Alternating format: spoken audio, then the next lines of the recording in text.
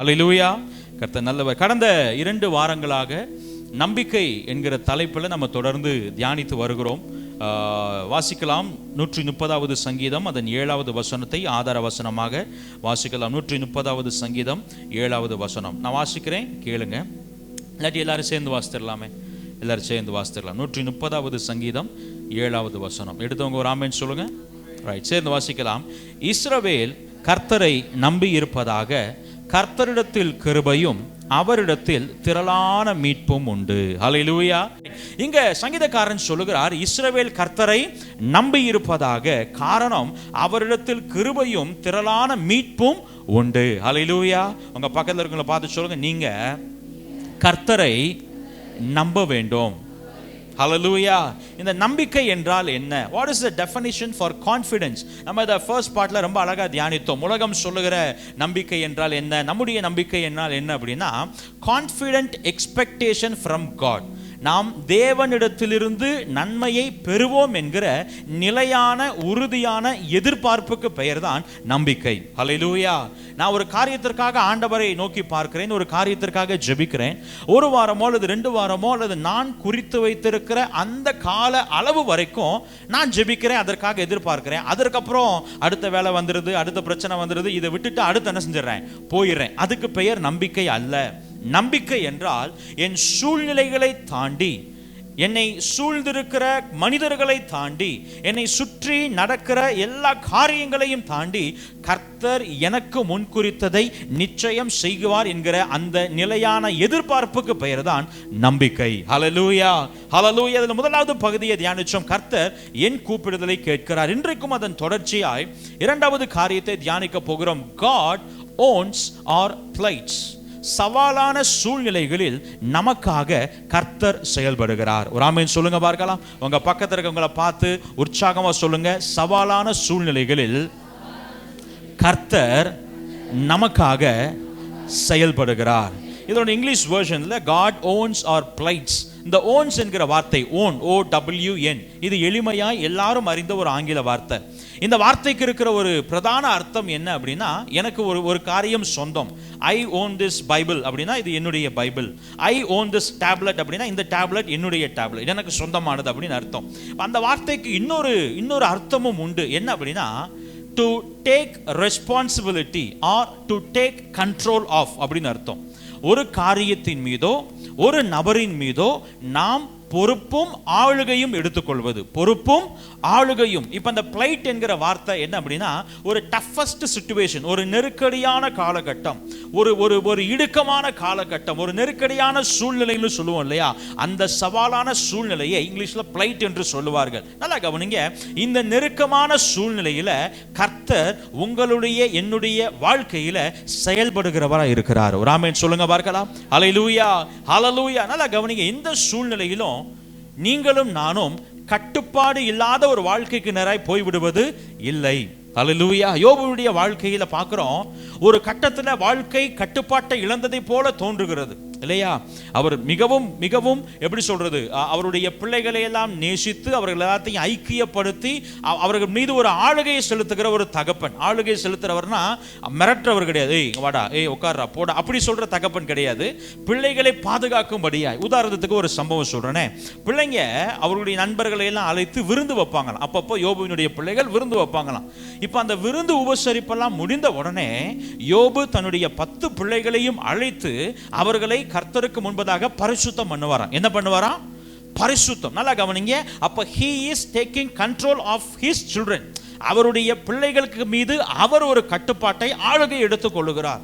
இப்படி இருக்கிற ஒரு மனுஷன், ஒரு குட் அட்மினிஸ்ட்ரேட்டர், அப்படி ஒரு அட்மினிஸ்ட்ரேஷன், அப்படி ஒரு நிர்வாக திறன் இல்லாவிட்டால் ஆயிரக்கணக்கான ஆடுகளும் மாடுகளும் ஒட்டகங்களையும் அவர் என்ன செஞ்சிருக்க முடியாது, மெயின்டைன் பண்ணியிருக்க முடியாது. அவ்வளவு ஒரு கட்டுப்பாடு உள்ள மனிதன். ஆனா there comes a time, one fine day, எல்லாவற்றையும் யோபு இழந்து போகிறார்.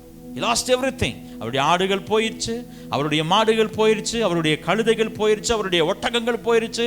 கடைசியா ஒரு மனுஷன் செய்தி சொல்றாரு, நீர் வளர்த்த 10 பிள்ளைகளும் மொத்தம் என்ன செஞ்சுட்டாங்க, செத்து போயிட்டாங்க. Now look at the situation. இந்த சிச்சுவேஷனை பாருங்களேன். எப்படி தோன்றுகிறது என்றால், வெளிப்புறமாய் பார்க்கும் பொழுது யோபு இதுவரைக்கும் கொண்டிருந்த எல்லா கட்டுப்பாடுகளையும் அவர் இழந்து இப்ப எதுவுமே அவர் கட்டுப்பாட்டுக்குள்ள இல்ல.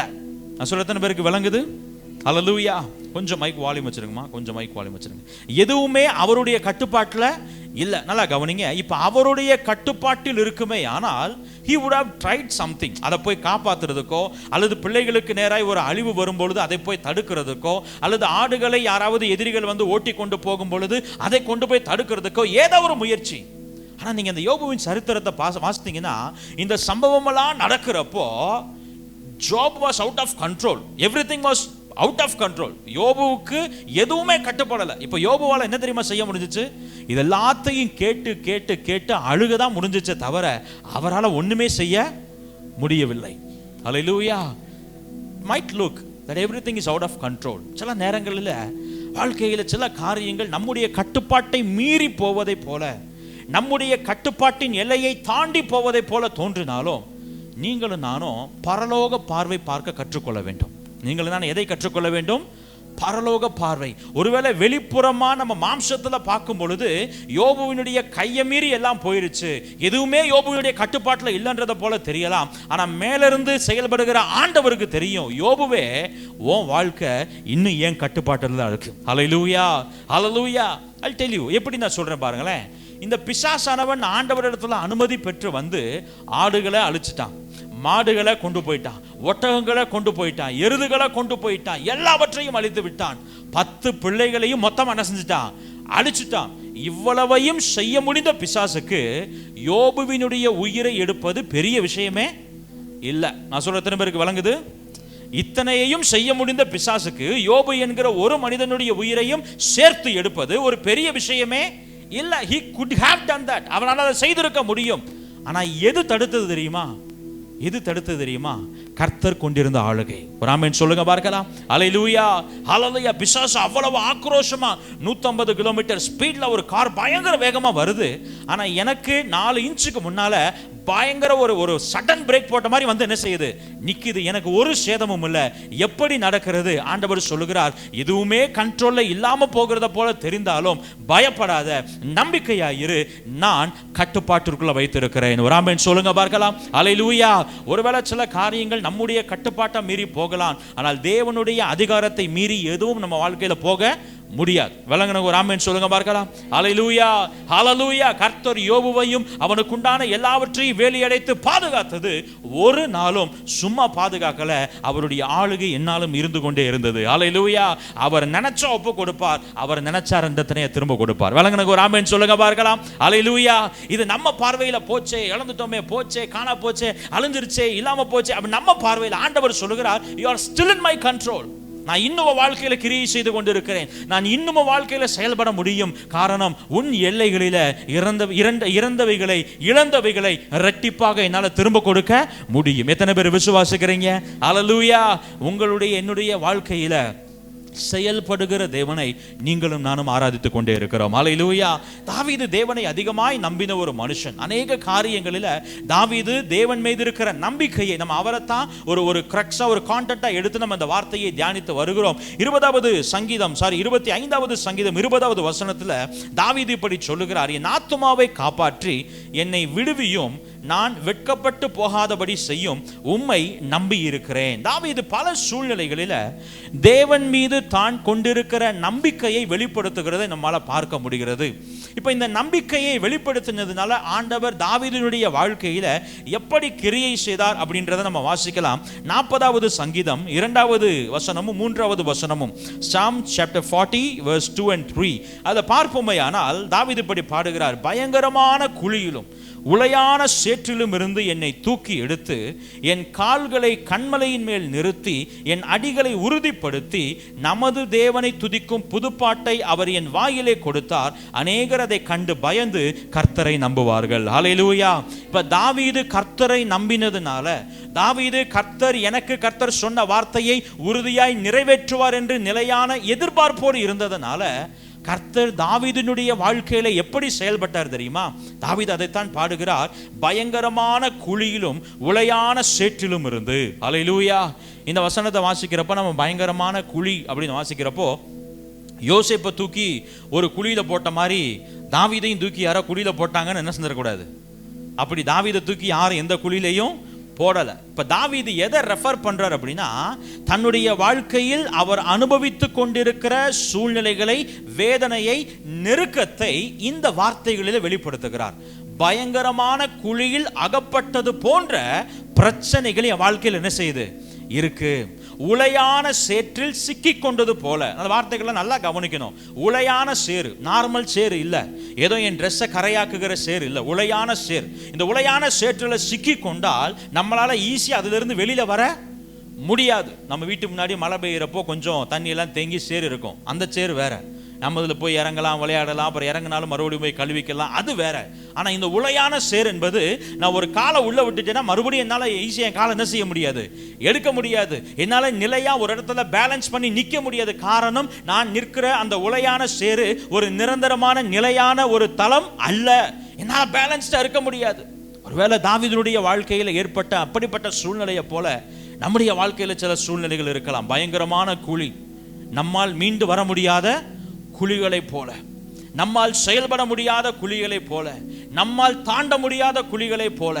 அல்லது வாழ்க்கையில் ஒரு ஸ்திரத்தன்மையே இல்லை பாஸ்டர், ஒரு ஒரு ஒரு பேலன்ஸ்டு லைஃபை வாழ முடியல, எப்பவுமே ஏதோ சம்திங் லேக்கிங் சம்திங்ன்ற ஒரு உணர்வு, ஏதோ குறைவு என்கிற அந்த உணர்வு இருந்து கொண்டே இருக்கிறது.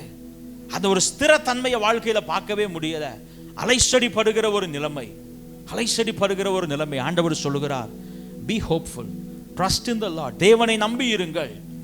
தாவீதை போல உங்கள் கால்களை கண்மலையின் மேல் நிறுத்த அவர் உண்மையில் அவராக இருக்கிறார். ஹல்லேலூயா, ஹல்லேலூயா. வாழ்க்கையில் இருக்கிற எல்லா அலைச்சடிப்படுகிற தன்மைகளையும் மாற்றி வாழ்க்கையின் மீதான ஒரு உறுதியை, வாழ்க்கையில் அசைவில்லாத உறுதியாக இருக்கிற அசையாதிருக்கிற தன்மையை உங்களுக்கு தர அவர் உண்மையில் அவராக இருக்கிறார். ஹல்லேலூயா. ஷார்ட்டா we going to discuss two things. ரெண்டு காரியங்களை நம்ம தியானிக்க போகிறோம். எந்தெந்த வகைகளில் எல்லாம் கர்த்தர் நம்முடைய வாழ்க்கையில் செயல்படுகிறார் என்பதை. முதல் காரியம், God owns battles beyond our strength. நம்முடைய பலத்திற்கு மிஞ்சின போராட்டங்களில் கர்த்தர் செயல்படுகிறார். ஹல்லேலூயா. சில போராட்டங்கள் பாருங்கள், சில போராட்டங்கள் they are beyond our strength. நமக்குன்னு ஒரு திராணி இருக்கும், நமக்குன்னு ஒரு ஐடியா இருக்கும், நமக்குன்னு ஒரு திறமைகள் இருக்கும். அதுல எவ்வளவு பிரச்சனை வந்தாலும் ஜாலியா போராடிக்கிட்டே இருப்போம், அது ஜாலியா அதை எதிர்த்து கொண்டே இருப்போம், ஜாலியா அதை சமாளிச்சுக்கிட்டே இருப்போம், ஜாலியாக அதை மேற்கொண்டு போய்கிட்டே இருப்போம். ஈஸியாக இருக்கும். இதுதானே, இது எனக்கு தெரியும், இதை எனக்கு எப்படி டேக்கிள் பண்ணுறதுன்னு தெரியும், இதை எனக்கு எப்படி சமாளிக்கிறது, அப்படி போய்கிட்டே இருப்போம். ஆனால் நம்முடைய பலத்திற்கு மிஞ்சி சில போராட்டங்கள் வரும் பொழுது நாம் அவைகளை எதிர்கொள்வதற்கான உற்சாகத்தை இழந்து விடுகிறோம். ஹல்லேலூயா, ஹல்லேலூயா. நான் அப்படி நோட் பண்ணியிருக்கிறேன் பாருங்களேன். Battles beyond strength maths many cowards. நம்முடைய பலத்திற்கு மிஞ்சி, நம்முடைய பலத்திற்கு அல்லது நம்முடைய எப்படி சொல்றது, தகுதிக்கு மிஞ்சி சில போராட்டங்களை நம்முடைய வாழ்க்கையில் நாம் எதிர்கொள்ளும் பொழுது அது பலரை கோழையாக்கி விடுகிறது. அதை பலரை என்னவாக்கிறது, அது வரைக்கும் அவங்களுடைய ஸ்ட்ரென்த்துக்குள்ள, அவங்களுடைய ஏரியா ஆஃப் ஸ்பெஷலைசேஷன் சொல்லுவாங்கல்ல, இப்போ இந்தந்த விஷயத்துலலாம் நான் ஸ்பெஷல் அப்படின்னு சொல்லுவாங்கல்ல, அதுக்குள்ள என்ன வந்தாலும் ஜமாலிச்சு அடிச்சு மேலே ஏறி போய்கிட்டே இருப்பாங்க. ஆனால் அதை தாண்டி கொஞ்சம் வேற ஒரு பிரச்சனை வந்துருச்சு அப்படின்னா அவங்களால அவ்வளவு தைரியமாக முன்னேறி போக முடியாது. பைபிளில் ரொம்ப அழகான ஒரு சம்பவத்தை பார்க்கிறோம். நம்ம தியானிச்சு கேட்டு எப்படி சொல்றது, தியானிச்சு தேஞ்சு போன ஒரு சம்பவம், தாவீது கோலியாத் சம்பவம். இப்ப தாவீது எந்த வகையிலும் கோலியாத்துக்கு சமமானவர் அல்ல. தாவீது எந்த வகையிலும் கோலியாத்துக்கு சமமானவர் அல்ல. தாவீதுனுடைய சரீர அமைப்பும் கோலியாத்தினுடைய சரீர அமைப்பும், தாவீதினுடைய அனுபவம் கோலியாத்தினுடைய அனுபவம், தாவீதினுடைய ஆயுத பயிற்சி கோலியாத்தினுடைய ஆயுத பயிற்சி. நம்மளுக்கு ஆயுத பயிற்சியே இல்லை, அது ஒரு பக்கம். அவருக்கு ஆயுதம்னால என்ன செய்யல தெரியல.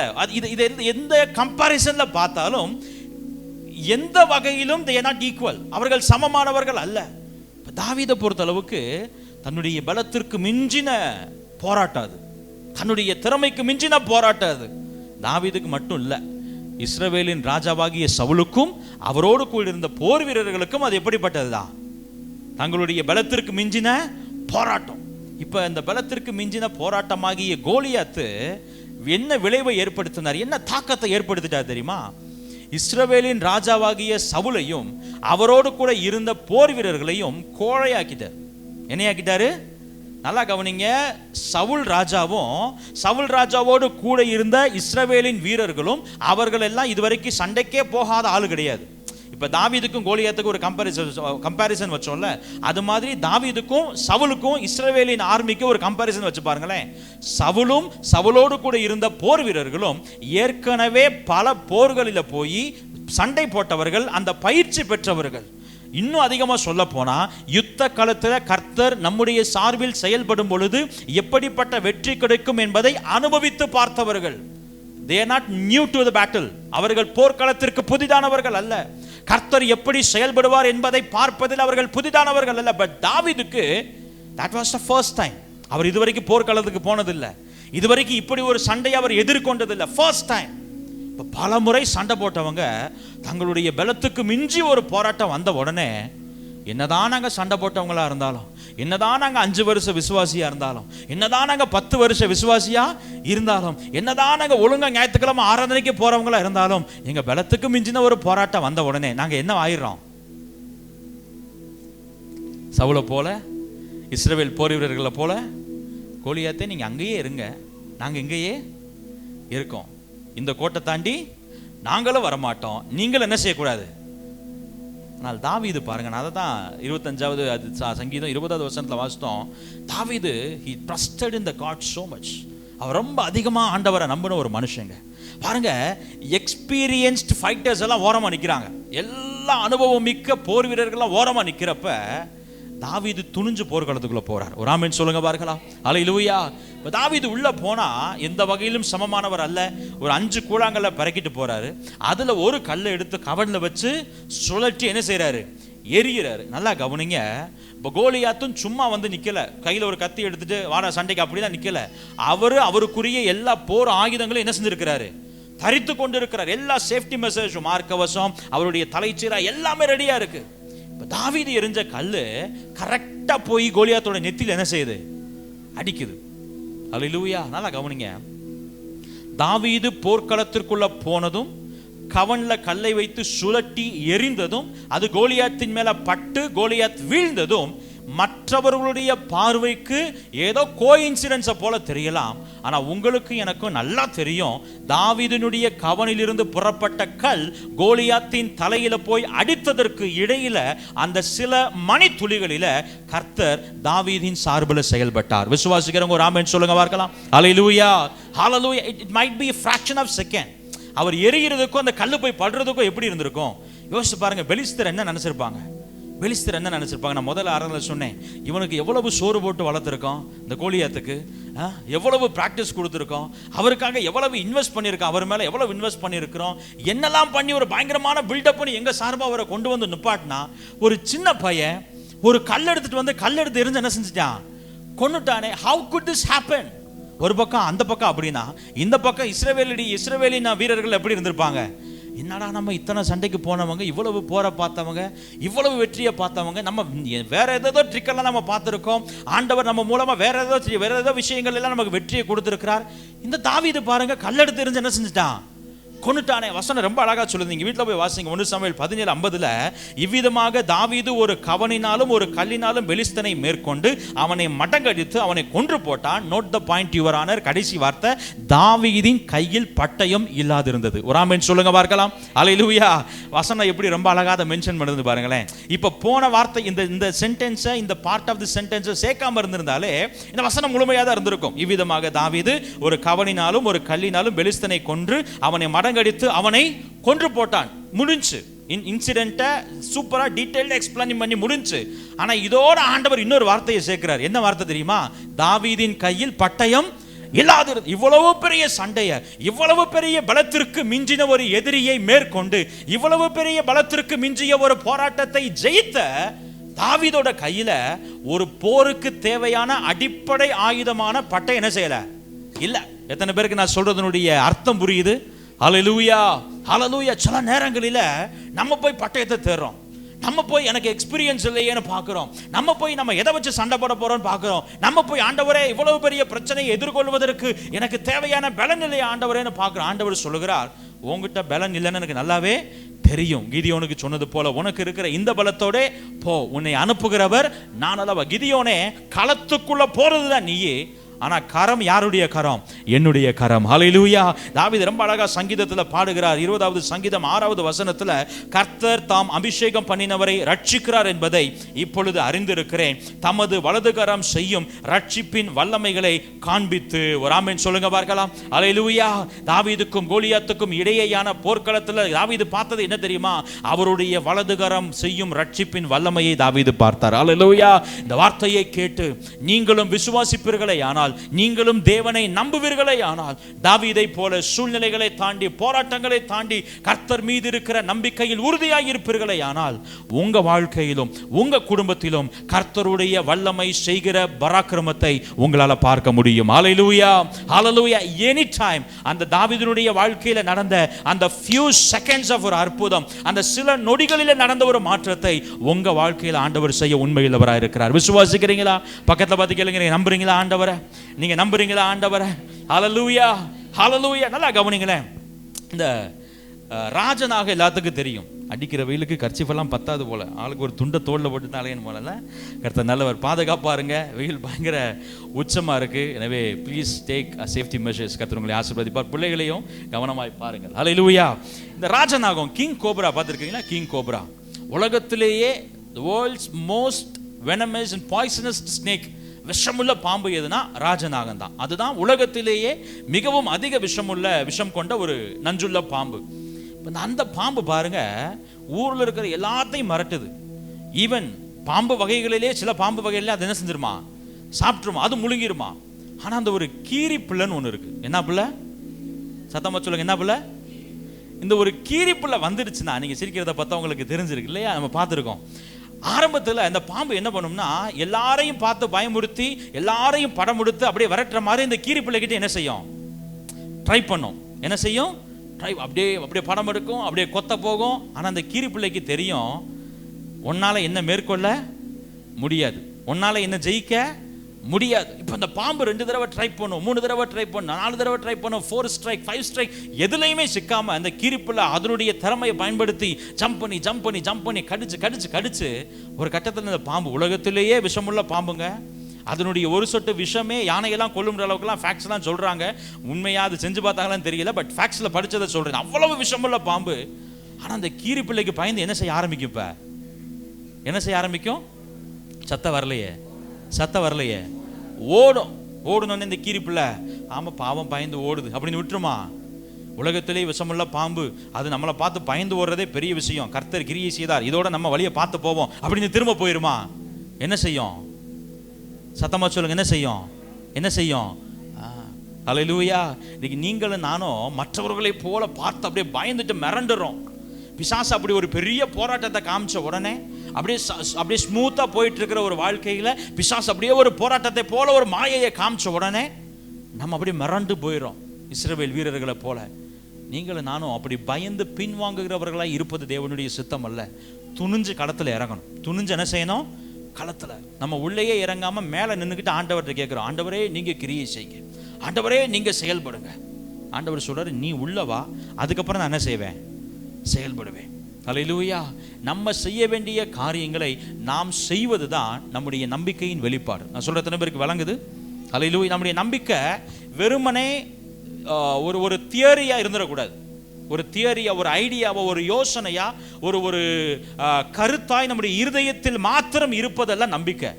ஏதோ நமக்குள்ள நான் ஆண்டவரை நம்புறேன், நான் ஆண்டவரை நம்புகிறேன், நான் ஆண்டவர் மேல நம்பிக்கையா இப்படின்னு சொல்றது நம்பிக்கை இல்லை. நம்முடைய நம்பிக்கை எதுல வெளிப்படணும்? செயல் என்ன செய்யணும்? வெளிப்படணும். இஸ்ரவேலின் ராஜாவும் போர் வீரர்களும் நம்பிக்கை இல்லை.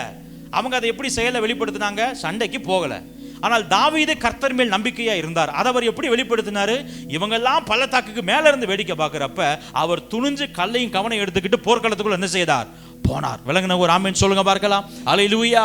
நீங்களும் நானும் எப்பொழுது பயந்து பின்வாங்கி நிற்காமல் தொடர்ந்து போராடுவதற்கான கர்த்தர் மேல் இருக்கிற நம்பிக்கையோடு உள்ளே போகிறோமோ அப்பொழுது கர்த்தர் உங்களுக்காக எனக்காக செயல்படுகிறார். ஒரு ஆமென் சொல்லுங்க பார்க்கலாம். அல்லேலூயா.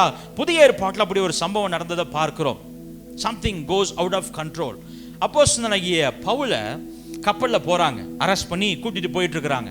அப்படி கூட்டிட்டு போறப்போ அங்கே அந்த கப்பலில் நடுக்கடலில் சில பிரச்சனைகள், பயங்கர காற்று, பயங்கர மழை. அப்போஸ்தலருடைய நடவடிக்கைகள் 27வது அதிகாரத்தை நீங்க எடுத்து வைத்துக் கொள்ளுங்க. சுருக்கமாய் 4 வசனங்களில் அதை தியானிக்க போகிறோம். அதுல 15வது வசனம் சொல்கிறது, கப்பல் அதில் அகப்பட்டு கொண்டு காற்றுக்கு எதிர்த்து போகக்கூடாதபடியினால் காற்றின் போக்கிலே கொண்டு போகப்பட்டோம். Acts chapter 27 verse 15.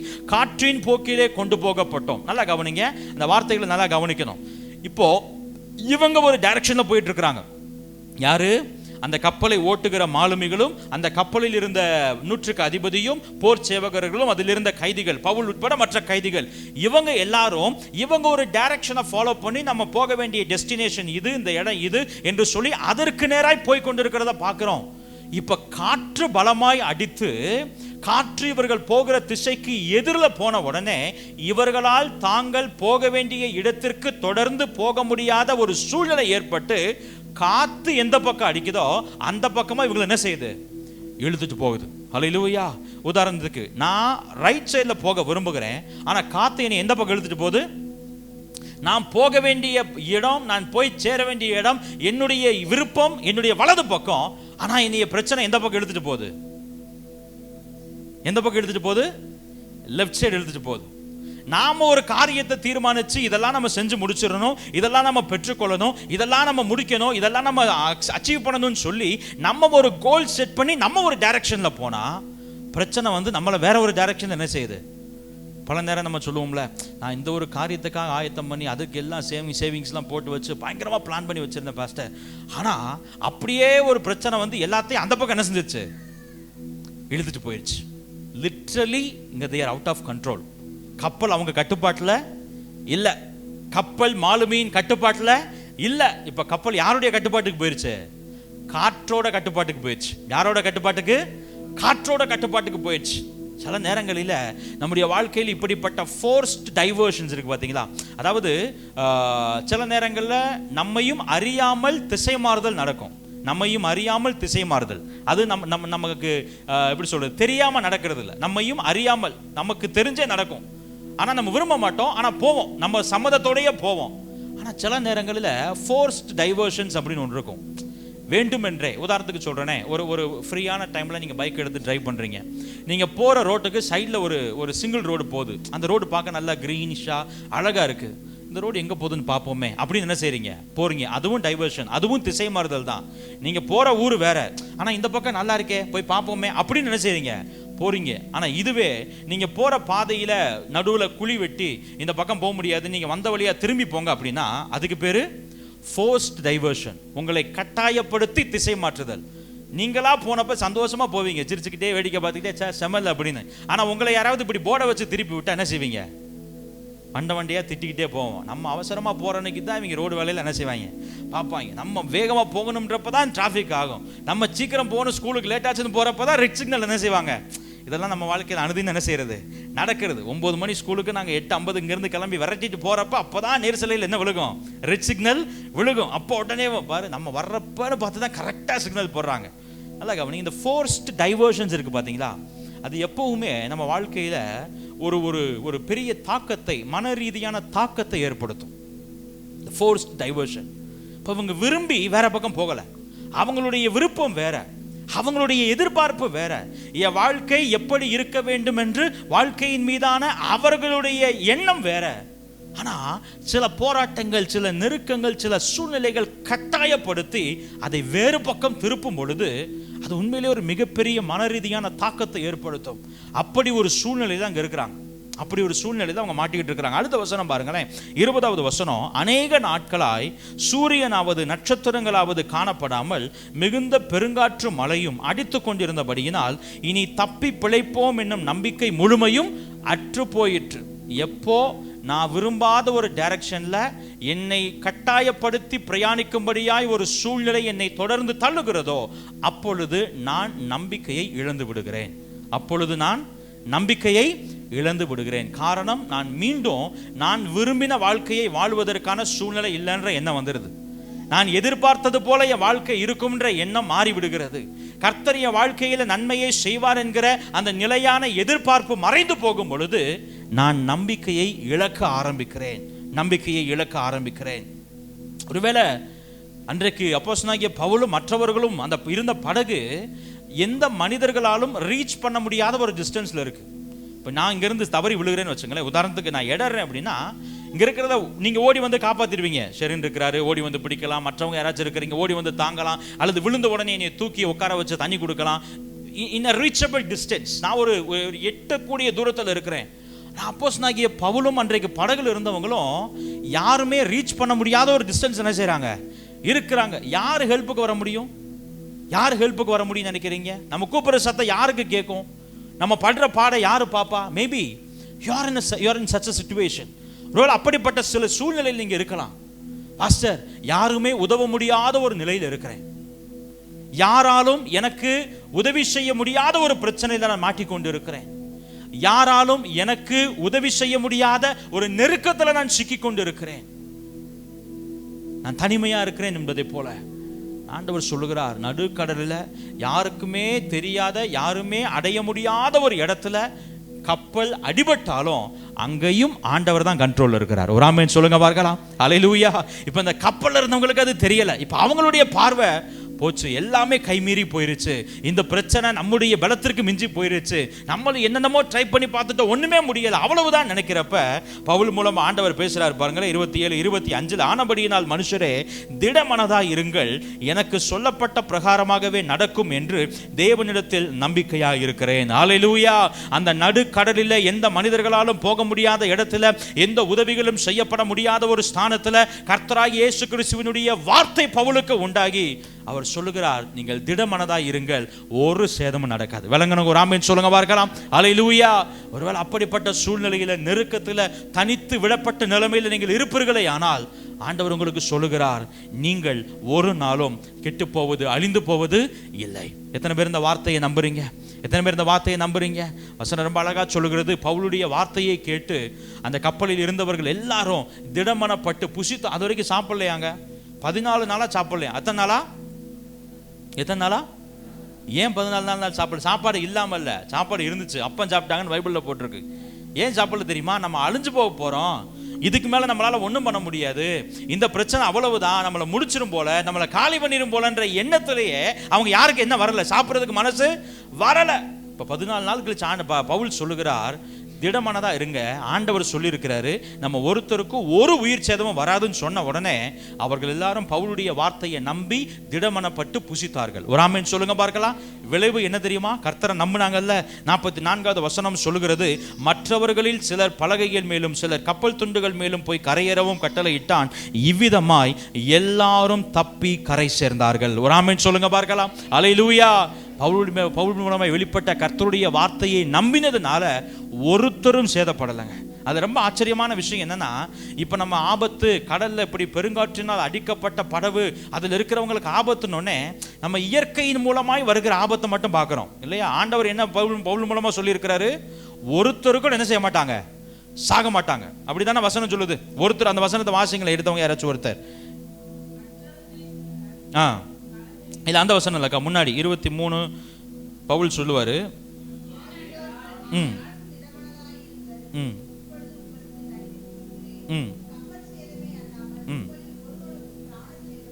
பாருங்க, பவுல் மூலமா தெளிவா ஆண்டவர் பேசுறார். கப்பல் சேதமாகும். என்ன சேதமாகும்? கப்பல் சேதமாகும். ஆனா அந்த கப்பல் இருக்கிற ஒருத்தருக்கும் உயிர் சேதம் என்ன செய்யாது, வராது. இப்போ இந்த வார்த்தையை கேட்டவுடனே நம்ம எப்படி புரிஞ்சுக்குவோம்? கப்பல் இப்படி ஒரு பிரச்சனையில் இருக்கு, கடல் அலை இப்படி பயங்கரமான ஒரு புயல்ல சிக்கி இருக்கிறப்போ, இந்த புயல்னால தண்ணினால உயிர் போயிடும் அப்படின்னு. ஆனால் அங்கே உயிர் போவதற்கான இன்னொரு சூழ்நிலை வருது. அங்கேயும் ஆண்டவர் கிரியை செய்கிறார். இந்த கப்பல் போய் கரை தட்டி நின்று எல்லாரும் இறங்கி போகலான்னு நினைக்கிறப்போ, போர் சேவகரில் சிலர் யோசித்தாங்களாம், இவங்களெல்லாம் நம்ம அரெஸ்ட் பண்ணி இவங்களெல்லாம் கைதிகளாக கூட்டு வந்திருக்கோம், இவங்க ஒருவேளை நீந்தி கரைக்கு போய் நம்மகிட்ட என்ன செஞ்சிடலாம், தப்பிச்சாலும் தப்பிச்சிடலாம், அதனால இந்த கைதிகளை பூரா கப்பல்லே வச்சு என்ன செஞ்சிடலாம், வெட்டி கொன்றலாம்ன்ற ஒரு முடிவு. அப்படி ஒரு டிஸ்கஷன் போயிட்டு இருக்கு. நல்லா கவனிங்க. கடல் மூலமா மாத்திரம் ஆபத்து வரவில்லை, உள்ளிருந்த மனிதர்கள் மூலமாகவே ஒரு ஆபத்து என்ன செஞ்சுச்சு, வந்துச்சு. ஆனா கர்த்தருடைய வார்த்தை உண்மை உள்ளது.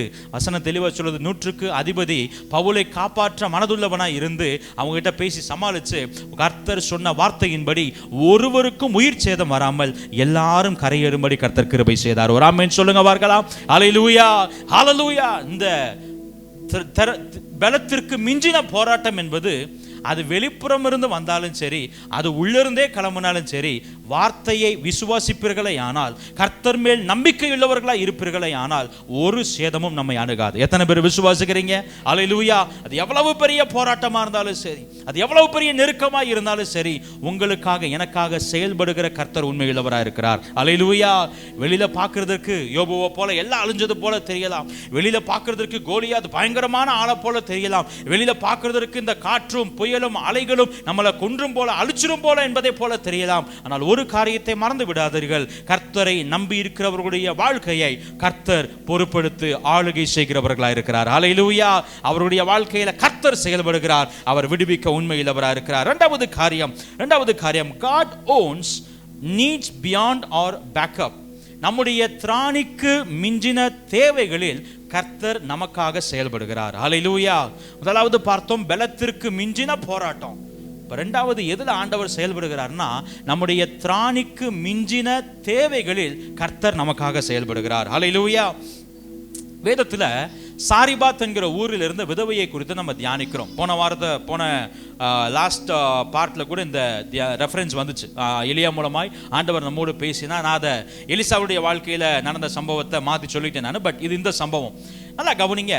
இந்த எலியா என்கிற தீர்க்கதரிசிக்கு ஆண்டவர் கட்டளை கொடுக்கிறார், கேரி தாற்றண்டையில போய் நீ இருப்பா அப்படின்னு சொல்றாரு. எலியாவும் போய் கேரி தாற்றண்டையில் இருக்கிறார். டெய்லி நல்ல சாப்பாடு, காலையிலையும் சாயந்தரமும் அப்பமும் இறைச்சி என்ன செய்யுது வருது, பிரெட்டும் ஃப்ளஷும் நல்லா அடித்து சாப்பிட்றாரு. குடிக்க நல்லா தண்ணி இருக்கு.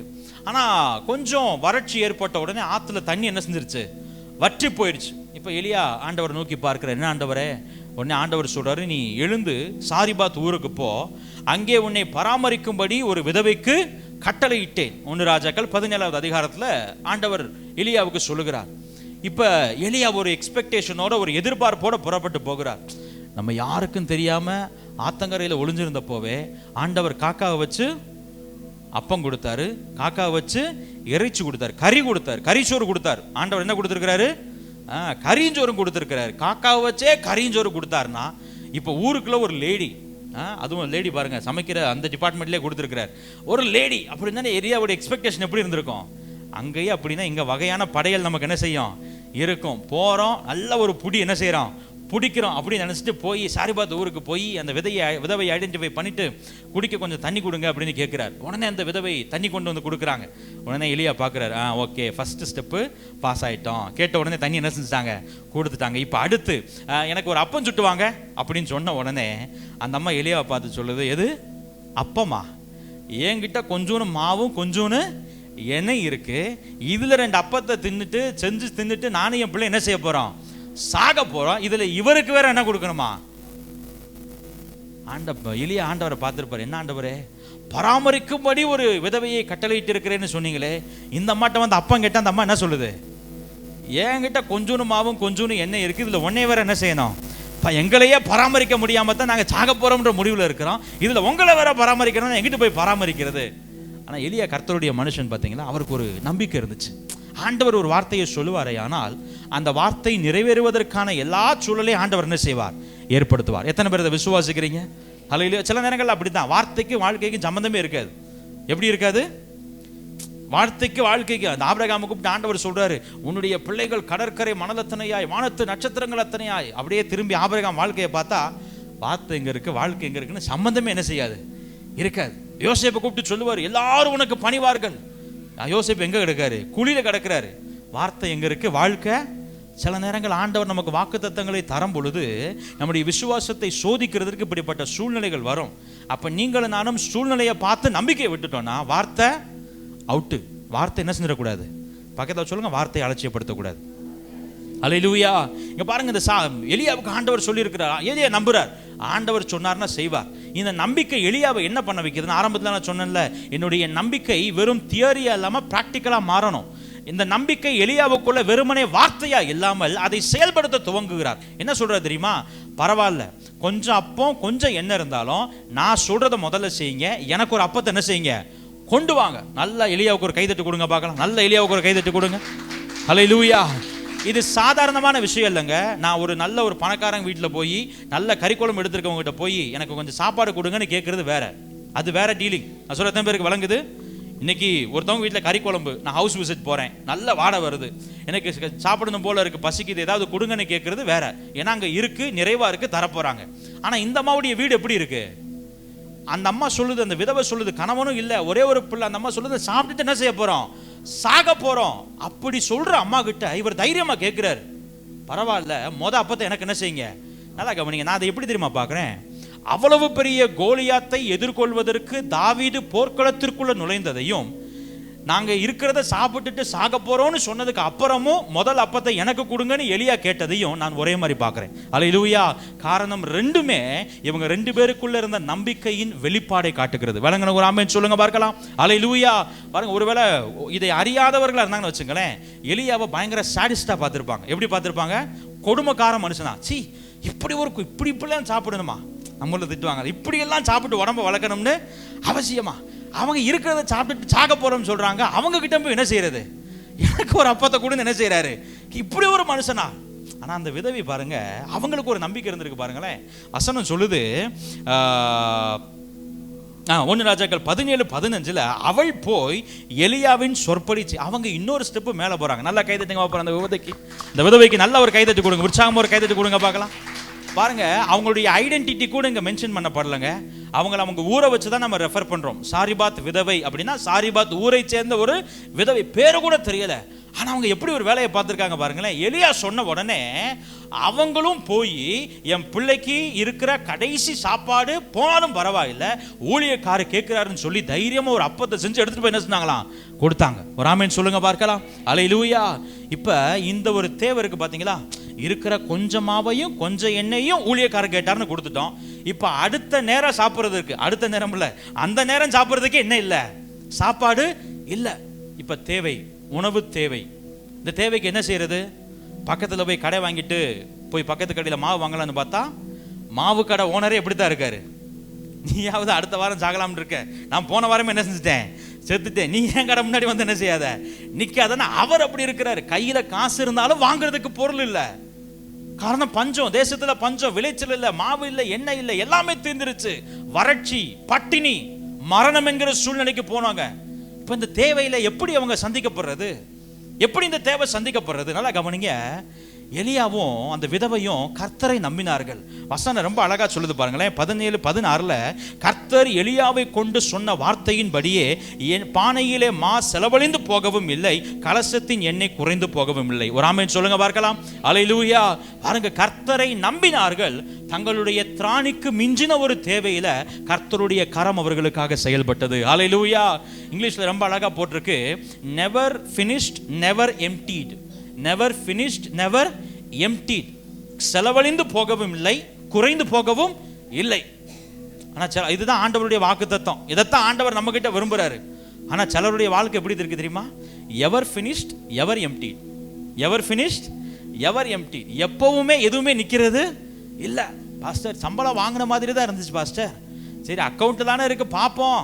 10ஆம் தேதிக்கு மேல தசமபாகம் கொடுக்கலான்னு பார்த்தா 10ஆம் தேதிக்கு மேல கையிலேயே செலவுக்கு என்ன இல்லை, காசு இல்ல. சம்பாதிக்கிற மாதிரியே தெரியுது பாஸ்டர், ஆனா எப்படி வெளியில போகுதுன்னு என்ன செய்யல, தெரியல. எப்படி அதை லூஸ் பண்றோனே தெரியல. எந்த வழியில அது கரையுதுன்னே தெரியல. இந்த காணல் நீர்னு வாங்கல்ல, என்ன நீர்? காணல் நீர். இருக்கிற மாதிரியே தெரியும், என்ன செய்யாது. பலருக்கு அப்படித்தான் இருக்கு. வெளியில பாக்குறப்ப எப்படி தெரியுது? இருக்கிற மாதிரியே தெரியுது. ஆனா பானைக்குள்ள கையை விட்டு பார்த்தா சொல்லுவாங்கல்ல, சட்டியில இருந்தா தான் அகப்பையில் வருமா? இங்க சட்டி இருக்கு, அகப்பை இருக்கு, ஆனா எடுக்கிறதுக்கு என்ன இல்லை, ஒன்றும் இல்லை. நல்லா கவனிங்க. கர்த்தர் மேல் இருக்கிற நம்பிக்கையின்படி, அந்த நம்பிக்கை, அந்த வார்த்தையை நம்பி நீங்கள் நானும் செயல்படுவோமே ஆனால், அந்த நம்பிக்கையை செயலில் வெளிப்படுத்துவோமே ஆனால், நீங்கள் நானும் ஒரு நாளும் குறைந்து போக மாட்டோம். எத்தனை பேர் விசுவாசிக்கிறீங்க? ஹல்லேலூயா. ஆண்டவர் எவ்வளவு பியூட்டிஃபுல்லா அவங்கள ப்ரொவைட் பண்றாரு பாருங்களேன். நீங்களும் நானும் you cannot take it for granted. ஆண்டவர் வந்து நம்ம தேவையை சந்திக்கிறார்ல, அதனால நம்ம இஷ்டத்துக்கு தங்க முட்டை இடுற வார்த்தை கழுத்து அறுத்து வயிற்று அறுத்து உள்ள தேடி பார்த்தது மாதிரி நம்ம எல்லாம் இருந்தாலும் ஆண்டவர்கிட்ட கேட்போம், ஆண்டவரை இன்னும் கொடுங்க, ஆண்டவரை இன்னும் கொடுங்க, ஆண்டவரை இன்னும் கொடுங்க. வசனம் ரொம்ப தெளிவா சொல்லுது. 14வது வசனத்துல, கர்த்தர் தேசத்தின் மேல் மலையை கட்டளையிடும் நாள் மட்டும், அதுக்கு ஒரு எண்ட் பாயிண்ட் வைக்கிறாரு பாருங்களேன். எப்போ வரைக்கும்? கர்த்தர் தேசத்தின் மேல் மலையை கட்டளையிடும் நாள் வரைக்கும். ஆண்டவர் உங்களை தேவைகளை அற்புதமா சந்திப்பாருங்க. நீங்க எடுக்க எடுக்க குறையாம வந்துகிட்டே இருக்கும். எப்படி இவ்வளவு செலவழிச்சிட்டோமே, எப்படி இன்னும் மீதம் இருக்கு, இத்தனை பேருக்கு போஷிக்க கொடுத்துட்டோமே, அதுக்கப்புறமும் எப்படி மீதியான துணிக்கைகளை 12 கையில கூடை நிறைய நம்மளால எடுக்க முடியுதுன்னு கேட்டா ஆண்டவர் கொடுத்து கொண்டே இருப்பார். எப்போ வரைக்கும் தெரியுமா? உங்கள் தேவைகள் சந்திக்கப்படுகிற வரைக்கும் ஆண்டவர் என்ன செய்து கொண்டே இருப்பார்? கொடுத்து கொண்டே இருப்பார். எத்தனை பேர் இதை விசுவாசிக்கிறீங்க? ஹல்லேலூயா, ஹல்லேலூயா. நம்ம இந்த வார்த்தையை we cannot, அதான் சொன்னேன், take it for granted. ஆண்டவர் செய்வார்ல, அதனால இன்னும் நம்ம பேராசைக்கு இந்த வசனத்தை, இந்த வாக்குத்தத்தத்தை பயன்படுத்த முடியாது. ஆனால் நம்முடைய தேவைக்கு இதை பயன்படுத்துவோமே ஆனால் இந்த வார்த்தையை போல உங்களுடைய என்னுடைய தேவையை சந்திக்கிற ஆற்றல் இந்த உலகத்தில் வேற எதுவுக்குமே இல்லை. எத்தனை பேர் ஆமென் சொல்றீங்க? ஹல்லேலூயா. அற்புதமா ஆண்டவர் நடத்துவார், அற்புதமா ஆண்டவர் நடத்துவார். அதை தான் பார்க்கிறோம் புதிய ஏற்பாட்டில். வனாந்தரத்தில் ஆயிரக்கணக்கான பேருக்கு சாப்பாடு வேணும். 7 அப்பம் இருக்கு, சில சிறு மீன்கள் இருக்கு. 5 அப்பம் இருக்கு, வெறும் 2 மீன் இருக்கு. இந்த கொஞ்சோண்ட வச்சு எப்படி இத்தனை 1000 பேருக்கு கொடுக்க முடியும்? அல்ல குறையாம வந்துகிட்டே இருக்கு. ஆமென் சொல்லுங்க பார்க்கலாம். எடுக்க தீராம வந்துகிட்டே. உங்களுக்கு தேவை இருக்கும் பட்சத்தில் நீங்கள் இந்த வார்த்தையை விசுவாசிப்பீர்களே ஆனால் you will never be finished and you will never be emptied. நீங்கள் செலவழிந்து போவதும் இல்லை, உங்கள் பொருளாதாரம் ஒரு நாளும் குறைந்து போவதும் இல்லை. காரணம், நம்முடைய திராணிக்கு மிஞ்சின தேவைகளில் செயல்படுகிற கர்த்தர் நம்மோடு கூட இருக்கிறார். ஹல்லேலூயா, ஹல்லேலூயா. இந்த நம்பிக்கையோட புறப்பட்டு போங்க. ஆண்டவரே, என் வாழ்க்கையில செயல்படுகிற கர்த்தராய் இருக்கிறீர். நீர் வெறுமனே என் பிரச்சனையை, என் போராட்டத்தை வேடிக்கை பார்க்கிற ஆண்டவர் அல்ல, அதில் இறங்கி எனக்காக செயல்படுகிற தேவன். தாவீதோடு கூட போர்க்காலத்தில் இறங்கி செயல்பட்ட தேவன். அப்போஸ்தலனாகிய பவுலோடு நடு கடலில கப்பல்ல இறங்கி செயல்பட்ட தேவன். சாரிபாத் விதவையின் வீட்டிலே இறங்கி செயல்பட்ட தேவன். வனாந்தரத்தில் ஜனங்களுக்கு போஷிக்கும்படியாய் செயல்பட்ட தேவன் உங்களுடைய என்னுடைய வாழ்க்கையில செயல்பட உண்மையுள்ளவராக இருக்கிறார். ஹல்லேலூயா. we worship and we serve a God who owns our plights. கண்களை மூடி ஆண்டவரை நோக்கி பார்க்கலாம்.